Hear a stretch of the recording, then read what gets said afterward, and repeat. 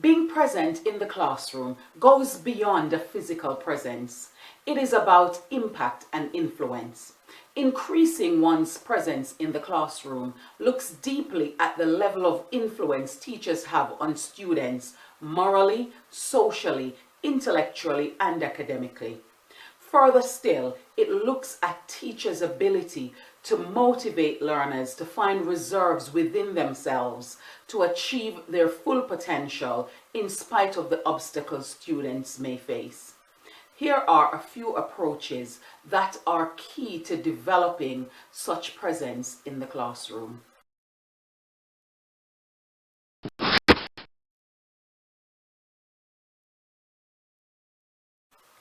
Humans, when given power or occupying an office of authority, have a way of mismanaging it.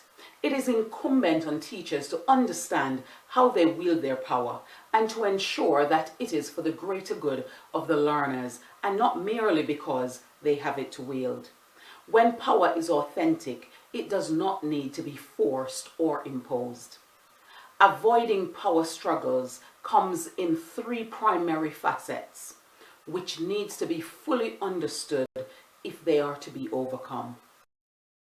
The first facet of avoiding power struggles is recognizing that picking your battles earn you authority. It means that students will understand that when you place high emphasis on a particular issue and challenge them to transform, it is meaningful and of tangible worth to their development and that of others. Teachers can address issues without a great deal of fuss or without generating frustration or resentment. This way, it is done with a high level of respect, and students can detect this in both your actions as well as your words. The second facet of avoiding power struggle is recognizing the importance of teachers to co-construct the vision with students and to get agreeable buy-in. Students will recognize that what is being required is beneficial and necessary, and they will feel respected and valued. This will give them an added incentive of ownership of that vision. They also conclude from such actions that you believe in their ability to make decisions even when expectations are high. They read into your actions and see that it is aligned with your words. This increases their desire to work collaboratively. The third facet of avoiding power struggle is listening to and talking with students rather than at them.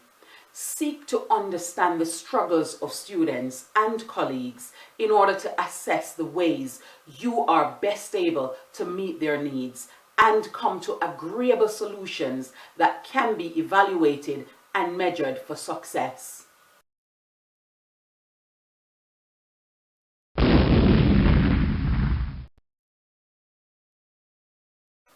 Devote more time in focusing on students and their learning. This is best achieved through planning to meet their personal learning needs. Furthermore, find ways to engage them in conversations using context and situations that are culturally and socially relatable for them. Equip them with logical, critical, and creative thinking skills, empowering them as problem solvers. Fairly address behaviors that infringe on their rights and the rights of others. Provide opportunities for students to ask questions that enhance learning and making the time to offer those one-to-one short tutorials for students' consolidation. Additionally, have meaningful interactions with students outside the classroom, modeling good citizenship. This helps to inform their perceptions of you.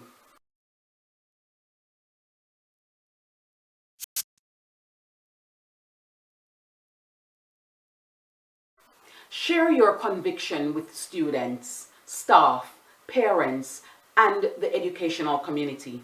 Enable them to see that whatever you do is important and therefore requires attention to detail.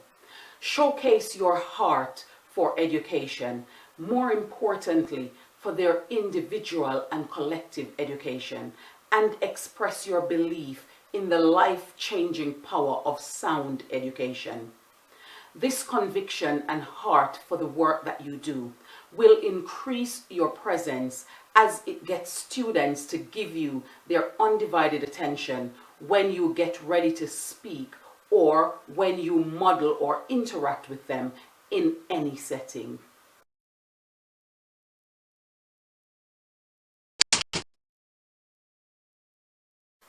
Seeing power in asking for input and feedback goes along with seeking to understand. When you don't ask stakeholders for input or feedback, you send the message that you don't understand or care about any concerns or ideas that they may have. Whilst it may seem counterintuitive to allow your plans as a leader to be influenced by the ideas of others, building collective buy-in and inspiring others to follow begins with being open to their ideas so that you create a vision they will follow. Furthermore, this allows students to develop greater openness to feedback from peers and from you, the teacher, making them more inclined to act on these feedback. It also makes them more reflective and better evaluators, knowing that their assessment is informative and beneficial. Students realize that teachers equally reflect on their achievements to assess what is going well, what could be better, and determine actions to take in realizing their goals. They too are able to buy into such a practice.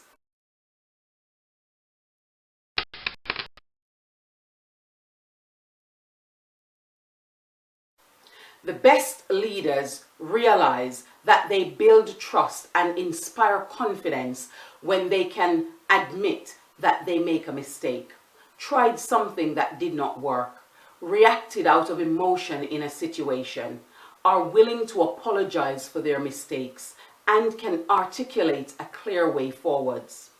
It sends the message to students that you are not perfect and that we all make mistakes, and that the reality of potentially making mistakes should not deter us from trying.